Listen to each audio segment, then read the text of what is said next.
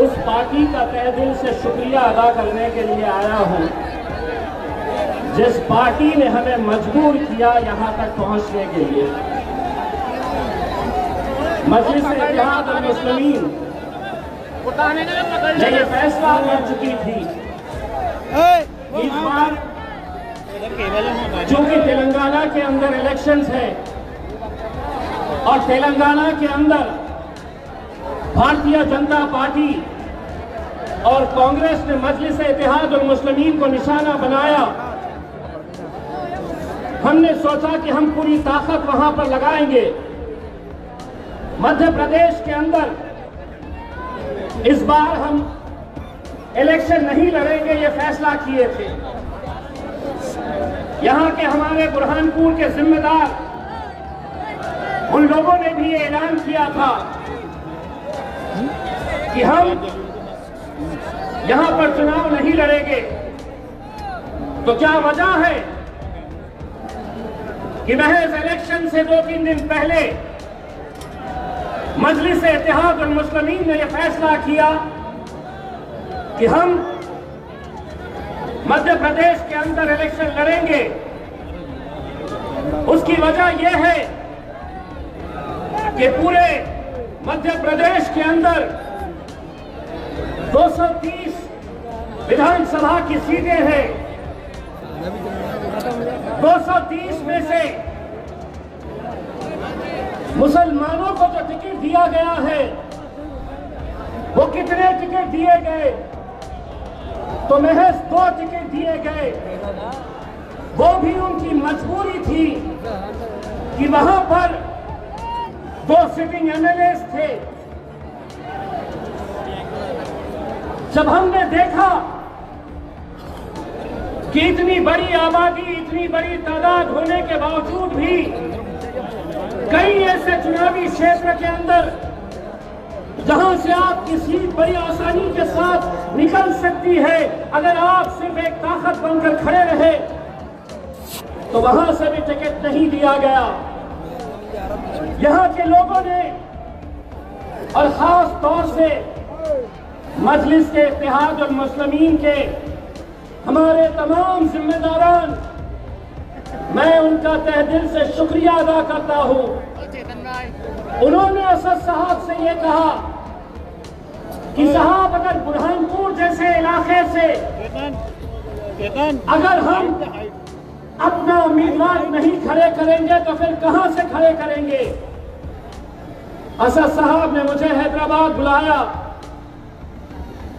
उन्होंने मुझसे ये कहा कि मध्य प्रदेश से बहुत सारी शिकायतें आ रही कि कांग्रेस ने सिर्फ 2 ही मुसलमानों को टिकट दिया, हमें क्या करना चाहिए? मैंने 1 मिनट नहीं लगाया और असद साहब से कहा कि इंशाअल्लाह मैदान में उतरना चाहिए। उम्मीदवार कौन होगा? एक बार फिर से मैं मजलिस इत्तेहाद अल मुस्लिमीन के हमारे तमाम जिम्मेदारान, इनका शुक्रिया अदा करता हूं। मैंने सबसे पहले इन्हें औरंगाबाद बुलाया, इनसे पूछा कि हमें क्या करना चाहिए, अगर इलेक्शन लड़ना है तो कौन लड़ेगा? यहां के एक डॉक्टर साहब थे जिनके ऊपर बहुत ज्यादा नाइंसाफी हुई। वो डॉक्टर का नाम सामने आया, मैं खुद उनसे मिला, लेकिन मामला उनका सस्पेंशन का था। ऐसे हालात के अंदर हमें यह फैसला लेना बड़ा मुश्किल था। मैंने अपने मजलिस के जिम्मेदारों से पूछा, क्या आप लोग ख्वाहिशमंद हैं? मुझे फख्र है अपने लीडरों के ऊपर। उन्होंने कहा कि साहब आप सड़क चलते हुए आदमी के ऊपर हाथ रख दो, हम उस पर लब्बैक कहेंगे। फिर नाम आया नफीस मंशा साहब का। हमने फौरन हमारी टीम्स लगाई, एक सर्वे करवाया और उस सर्वे की रिपोर्ट जो आई वो आज यहां के इस आवाम का, इस सरों का समंदर देखकर मुझे एहसास हो रहा है। मैं आप लोगों से सिर्फ इतनी इल्तिजा करने के लिए आया हूं। मैं मध्य प्रदेश का जिम्मेदार नहीं हूं। मध्य प्रदेश के अंदर मैं सिर्फ एक मर्तबा बुरहानपुर में असदुद्दीन अवैसी साहब के साथ जलसा करने के लिए आया था और यकीनन उस वक्त आप लोगों का जोश देखकर मुझे भी ऐसा लगा था कि कहीं ना कहीं इस कौम के साथ ऐसे इलाकों के अंदर तो इंसाफ किया जाएगा। बुरहानपुर से अगर तुम हमारा नुमाइंदा अगर नहीं दे सकते हैं तो ये नाइंसाफी हम कब तक बर्दाश्त करें? कब तक हम खामोशी के साथ ये सहते रहे? मैं आपसे सिर्फ इतना इल्तिजा करने के लिए आया हूं, एक बार आप तोहफे के तौर के ऊपर नफीस मंशा साहब को यहां से जिताकर लाइए। मैं पूरे मध्य प्रदेश में भारतीय जनता पार्टी और कांग्रेस की नाक में दम करके रखूंगा, होश उड़ा दूंगा उनके, क्योंकि मेरे साथ दो ताकतें हैं। मेरी एक ताकत मेरा अल्लाह है और मेरी दूसरी ताकत मेरी आवाम है। जैसे ही हमने उम्मीदवार का नाम का ऐलान किया, कांग्रेस के सिटिंग एमएलए भोपाल से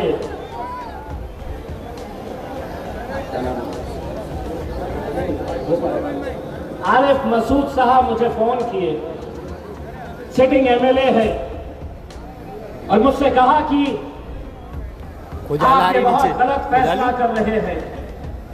हम आपसे गुजारिश करते हैं कि मध्य प्रदेश के अंदर आप मजलिस के उम्मीदवारों को मत उतारिए। मैंने कहा और आज एक बार फिर से दोहराता हूं, तुम अलग सियासी जमात के अंदर होगे, लेकिन मैंने ऐलान किया कि भोपाल के जो भले ही कांग्रेस के उम्मीदवार हैं, वहां मजलिस अपना उम्मीदवार नहीं उतारेगी, क्योंकि आखिर में वो भी हमारे भाई हैं। लेकिन जब वो मुझसे कहने लगे कि तुम मध्य प्रदेश के अंदर आना नहीं, तो मैंने उनसे एक बात कही कि आप जिस तरह मुझे फोन कर रहे, फोन उठाकर मुझे ये कह रहे हैं कि मैंने लड़ना नहीं चाहिए, अगर ये फोन आप कमलनाथ को उठाकर करते और कहते कि कब तक ये कौम के हिस्से में 1 और 2 सीट आती रहेगी। अगर कांग्रेस पार्टी बुरहानपुर से ही सही, अगर नफीस मंशा साहब को टिकट देती तो आज इम्तियाज जलील को यहां पर आने की जरूरत नहीं पड़ती थी, नहीं पड़ती थी।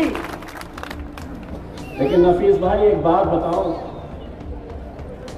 अल्लाह को जब रास्ते बनाने पड़ते हैं, अल्लाह जब रास्ते बनाना चाहता है, अल्लाह जब जिताना चाहता है किसी को, तो कैसे जिताता है, कैसे रास्ते बनाता है।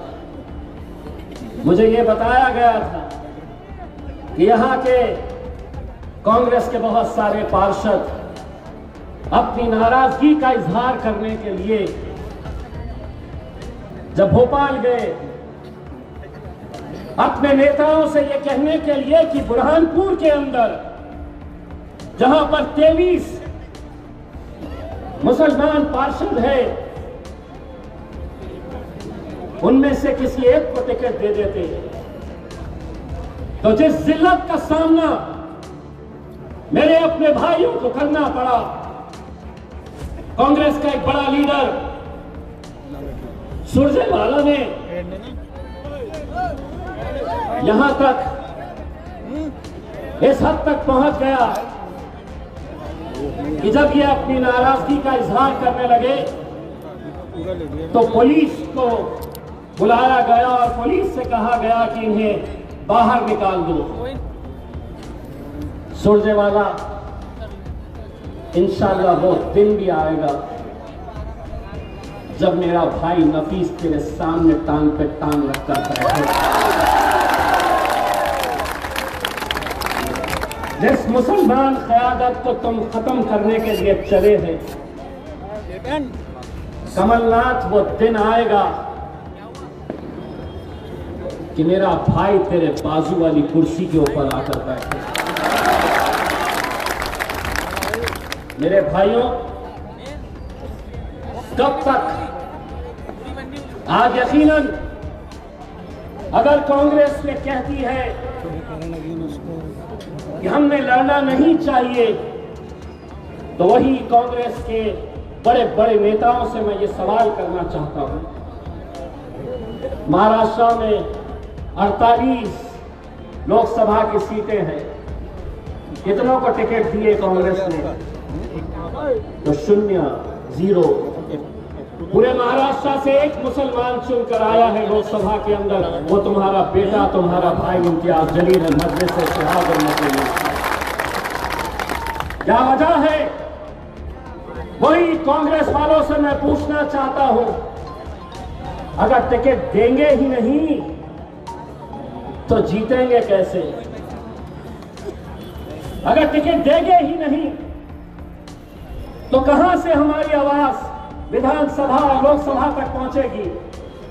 मैं उनसे एक और सवाल करना चाहता हूं, सिर्फ महाराष्ट्र की बात नहीं कर रहा हूं, कितने सारे ऐसे राज्य हैं, कितने सारे ऐसे स्टेट्स हैं जहां से एक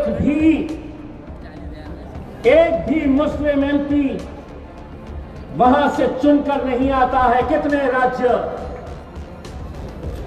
मध्य प्रदेश कोई है मुस्लिम एमपी? नहीं।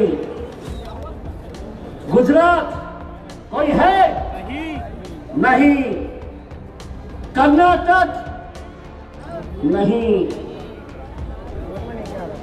राजस्थान? नहीं। दिल्ली? नहीं। उत्तराखंड? नहीं।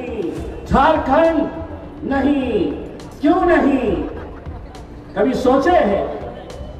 कभी सोचे हैं इस बात के ऊपर कि क्यों नहीं? इसलिए कि वो ये समझते आए हैं कि ये जो कौम है, ये जो कौम यहां पर इकट्ठा हुई है, इनका काम सिर्फ वोट देना है। इनको हम ज्यादा से ज्यादा अगर कुछ बनाएंगे तो नगर पालिका, महानगर पालिका के अंदर हम पार्षद बनाकर भिजाएंगे, विधानसभा के अंदर, लोकसभा के अंदर इनकी तो हैसियत ही नहीं, इनकी औकात ही नहीं, टिकट ही नहीं देंगे। इसीलिए आज ये आप लोगों की जिम्मेदारी है मेरे भाई, बहुत बड़ी जिम्मेदारी है। और एक ये भाई, ये बेटा आप लोगों से गिड़गिड़ाकर आज इत्तेहाद की भीख मांगने के लिए आया हूं। मैंने असद भाई को कहा कि असद भाई, आप भी चले थे बुरहानपुर, मैं भी चला था। उस वक्त नौजवानों का जोश देखकर लगा था कि मैं बुरहानपुर में नहीं, मैं हैदराबाद के अंदर मौजूद हूं। मेरा सर शर्म से झुकने मत देना मेरे भाई। बहुत सीना तान कर मैंने बहुत लड़के उन सियासी जमातों को एक पैगाम भेजा हूं, और उसके अंदर कितना खरा उतरना है यह आप लोगों के हाथ में है। आज आप देख रहे कि यहां पर जो एक सियासी माहौल बना हुआ है, हर एक की नजर है कि कैसे यहां पर नफीस मंशा साहब इनका क्या चल रहा है। कुछ ही दूरी के ऊपर मुझे बताया गया है कि राजा साहब आए हुए हैं और सुना वहां पर जो लोग बैठे हैं 300 वाले आए।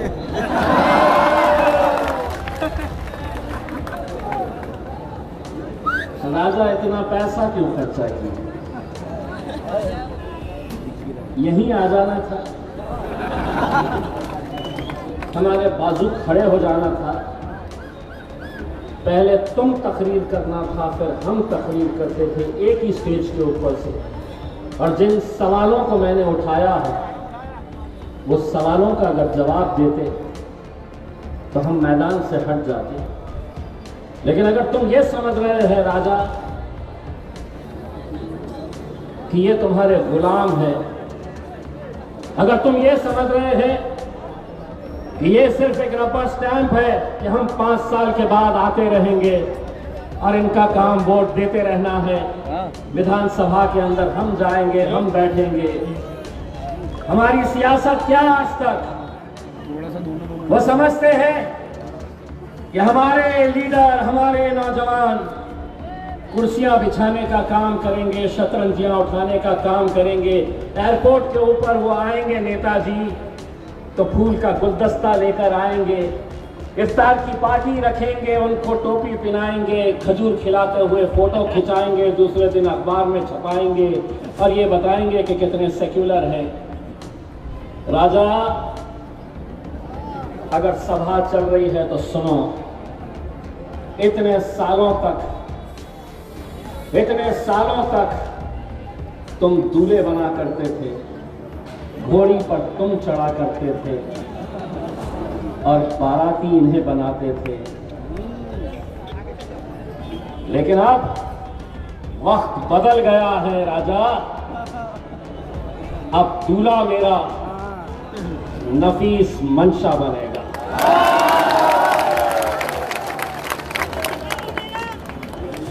घोड़ी पर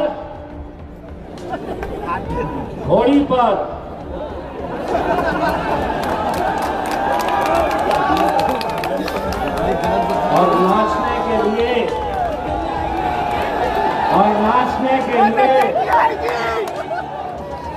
नतीजे कब है? नाचने के लिए भाजपाइयों और कांग्रेस वालों 3 तारीख तक तुम्हारे पास वक्त है। जबरदस्ती गले में मफलर डाल के इधर उधर घूमो मत। 3 तारीख के दिन मेरा दूल्हा घोड़ी पर चढ़ने वाला है और 3 तारीख तक अपना प्रचार बंद करो, ठुमके लगाना सीख लो।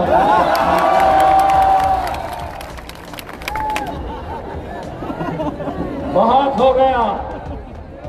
और सुरजेवाला डरा रहा था, ले लात मार कर आए हैं, तुझे एक बात सुन ले। डराया बच्चों को जाता है, तेरा बाप आया। इस जगह बोल हम हाजिर हो जाएंगे। एक वीडियो दिखाया गया मुझे, बताया जा रहा है कि बर्तन नहीं लेना, गोदड़ी नहीं लेना, बाल्टी नहीं लेना,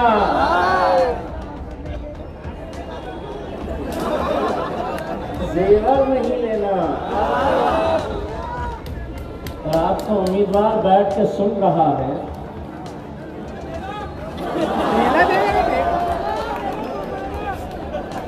अरे तुम्हारे हाथ में देवी अगर दिए ना,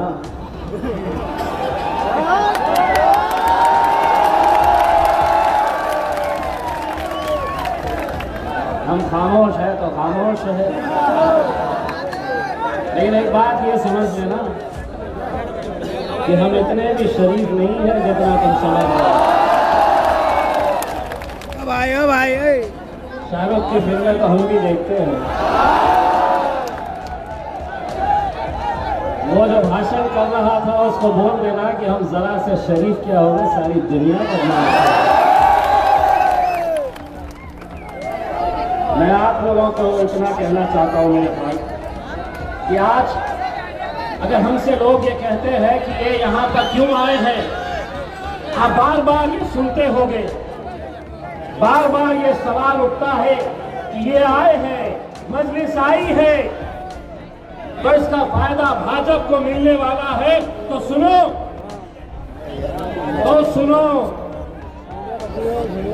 तेलंगाना क्यों गए हो तुम? तेलंगाना की विधानसभा के अंदर 119 सीटें हैं, 119 विधानसभा की सीटें हैं। 101 सीट किसकी है? तो बीआरएस की है, बीआरएस की है, जिसने पिछले कई 40-50 साल से भारतीय जनता पार्टी को वहां पर कदम रखने नहीं दिया। वहां पर आज 119 सीटों के ऊपर भाजपा क्या करने जा रही है? कांग्रेस 119 सीटों के ऊपर पूरा लड़ने जा रही है। पिछले इलेक्शन में कांग्रेस के कितने सीटें हैं? 119 में से 1, 2, 3, 4, 5 सीटें हैं, लेकिन अब जा रहे हैं 119 सीटों के ऊपर लड़ने के लिए। मोदी जी और अमित शाह हैदराबाद में घूम ले रहे हैं। मैं उनको दरखास्त करता हूं, आपके जरिए पूरा हिंदुस्तान है, जाओ वहां पर, हैदराबाद छोड़ दो, वहां पर तुम्हारे पप्पा बैठे हैं।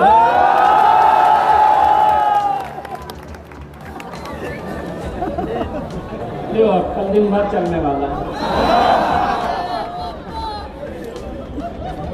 पप्पा बोले भी तो क्या तेड़ा कर लेते।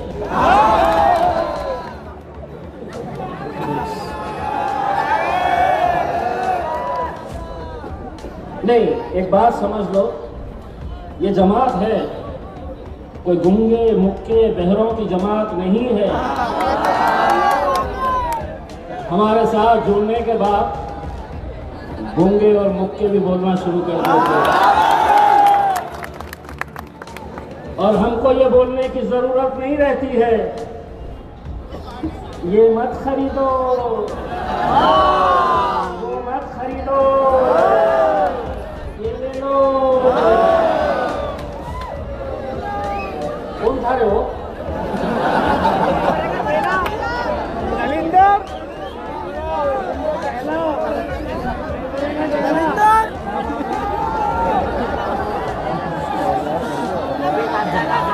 बच्चे उसको ये नहीं मालूम कि 550 लोकसभा के अंदर मेंबर ऑफ पार्लियामेंट है। 550, 543। मजलिस के कितने हैं? 2। अब बाकी के पूरे एक तरफ रहते। भाजपा वालों के साथ ये पंजे वाले भी चले जाते हैं। जब असद भाई बोलने के लिए खड़े रहते, असद भाई इतने सालों तक अकेले रहते, अकेले भिड़े पड़े रहते थे। जैसे ही खड़े रहते, कोई यहां से चिल्लाता, कोई वहां से चिल्लाता। अब असद भाई अकेले नहीं है, उनका भाई उनके पीछे जाके बैठता है, और जब कोई मेंढक उठाता है तो बोलने के लिए, तो असद भाई की कमेंट्री तो चलते रहती है, उनका भाई पीछे से बोलता है, चल बैठ रे बैठ।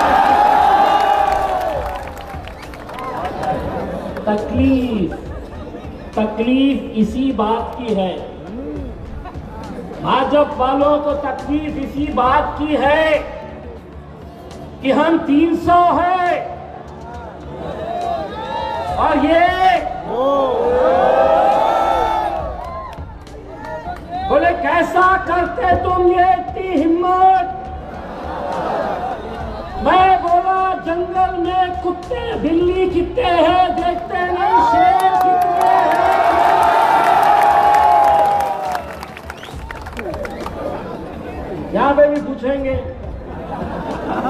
अभी भी पूछेंगे क्या है, तुम 3-4 सीटें लड़ रहे हैं, क्या कर लेंगे? यहाँ पे अगर आपके मंशा साहब जीत कर भी आ गए तो क्या कर लेंगे? बोलना जो पिछले कई सालों से 6 फीट 4 इंच शेरवानी टोपी वाले जो पार्लियामेंट में करते थे बैरिस्टर असदुद्दीन अवैसी साहब, वही काम हमारे नफीस मंशा साहब।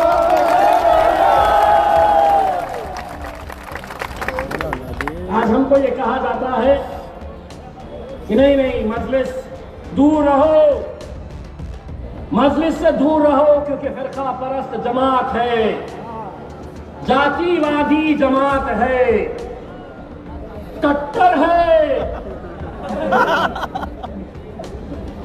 अरे तुम अगर हमारे साथ इंसाफ करते तो हम क्यों आते यहां? तुम अगर हमारा हक हमें देते तो हम क्यों आते?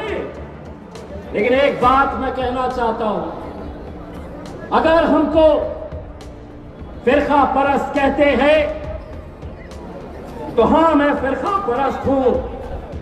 अगर मैं फलस्तीन के छोटे छोटे बच्चों की हत्या देखकर अगर खामोश हूं, अगर उनके लिए आवाज नहीं उठा रहा हूं, तो क्या फायदे की वो जिंदगी थी? मैं फलस्तीन के हक में बोल रहा हूं तो हां, मैं फिरका परस्त हूं।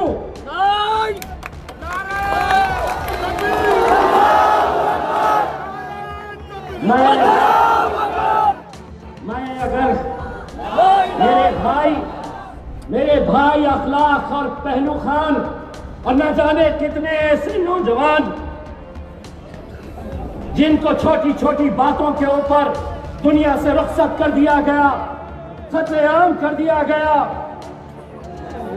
अगर मैं उनके लिए आवाज उठाता हूं तो हां, मैं फिरका परस्त हूं। अगर मैं दलितों के ऊपर हो रहे अत्याचार के खिलाफ आवाज उठाता हूं तो हां, मैं फिरका परस्त हूं। अगर मैं किसानों की आत्महत्या इनके लिए आवाज उठाता हूं तो मैं फिरका परस्त हूं। लेकिन मेरे भाइयों, बार बार तुमसे यही कहा जाएगा, वोट इनको देंगे तो भाजपा आ जाएगी, मजलिस आई है तो भाजपा जीतेगी। अरे मजलिस 230 में से महज 4 सीट के ऊपर इलेक्शन लड़ रही। अगर तुम 10 सीटों के ऊपर अगर मुसलमानों को नुमाइंदगी देते तो हम वादा करते थे कि हम नहीं आते, क्योंकि हमारी आवाज वहां तक पहुंचाने वाला कोई ना कोई तो रहता। लेकिन दोस्तों, अगर जब ये कहे आपसे कि मजलिस आई है तो इसका फायदा होगा, भाजपा जीतेगी, तो उनको तुम्हारे बेटे, तुम्हारे भाई इम्तियाज जलील का उदाहरण देना। पिछले 20 साल से वहां पर शिवसेना का सांसद चुनकर आता है, 20 साल से लगातार। मुसलमान किसको टिकट देता, किसको वोट देता वहां पर? तो कांग्रेस को देता था। कभी शरद पवार की राष्ट्रवादी कांग्रेस को देता था, शिवसेना और भाजपा को कभी नहीं दिया और ना इंशाल्लाह कभी आगे देगा। लेकिन 20 सालों तक जब तुम्हारा वोट जाया जा रहा था, जीत कर शिवसेना आ रही थी, तब मजलिस मैदान में उतरी और मजलिस ने तय किया कि अब हम इलेक्शन लड़ेंगे। तो वही मुसलमानों के लीडर कहने लगे कि नहीं, ये इम्तियाज जलील खड़ा है, अब शिवसेना तो बड़ी आसानी से जीतेगी, भाजपा बड़ी आसानी से जीतेगी। नतीजा ये हुआ कि हमने अपनी आवाम से सिर्फ इतना कहा कि अगर 20 सालों तक तुम्हारा वोट जाया जा रहा है तो एक मर्तबा एक मुट्ठी बन जाओ, एक ताकत बन जाओ। अगर इम्तियाज जलील 3 लाख वोट लेकर अगर हार भी जाता है तो उस हार में भी हमारी जीत है, क्योंकि हमने 3 लाख मुसलमानों को मुत्तहिद करने का काम किया। हमने अपने नौजवानों से कहा, ऐसा ही जोश था उनके अंदर। जो जोश मैं औरंगाबाद में देखता था, आज वो जोश मैं बुरहानपुर के अंदर देख रहा हूं। मैंने अपनी आवाम से कहा कि एक धक्का लगाओ तो सही, अल्हम्दुलिल्लाह ऐसा धक्का लगाए कि 20 साल की शिवसेना के झंडे को उखाड़े और मजलिस के झंडे को वहां पर गाड़े। कुछ नहीं करना है, इलेक्शन कितने दिन बचे हैं, बहुत ज्यादा हुल्लड़बाजी करने की जरूरत नहीं है। नफीस साहब, 3 तारीख के दिन मध्य प्रदेश के फिजा के अंदर हम पतंग भी इंशाअल्लाह होते हुए देखेंगे।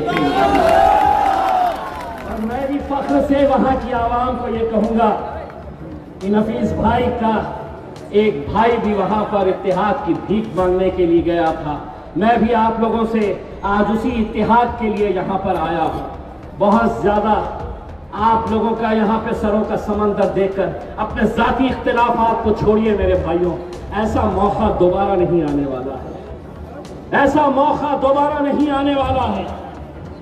अगर हमारे में से किसी की कोई गलती हुई है, मैं आप लोगों से माफी मांगता हूं, लेकिन इस बार ये मौका जाने नहीं देना।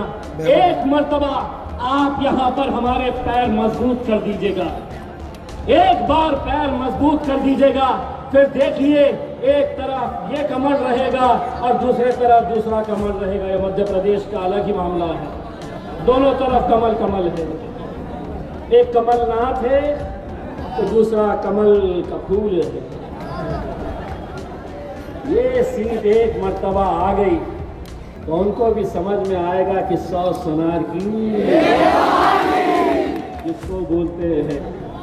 बस आप लोग, मैं नौजवानों से, हम आपको तोहफे में वोट देंगे, हमारे मेहमान हैं, आप वोट देंगे। अगर ये सीट अगर आप तोहफे में देते हैं तो मैं असद साहब से इल्तिजा करूंगा कि असद साहब अब मध्य प्रदेश की जिम्मेदारी इम्तियाज जलील इंशाअल्लाह संभालेगा। और आपको यकीन दिलाता हूं कि हम यहाँ पर विधायक नहीं, इंशाअल्लाह लोकसभा के लिए भी हम लड़ेंगे।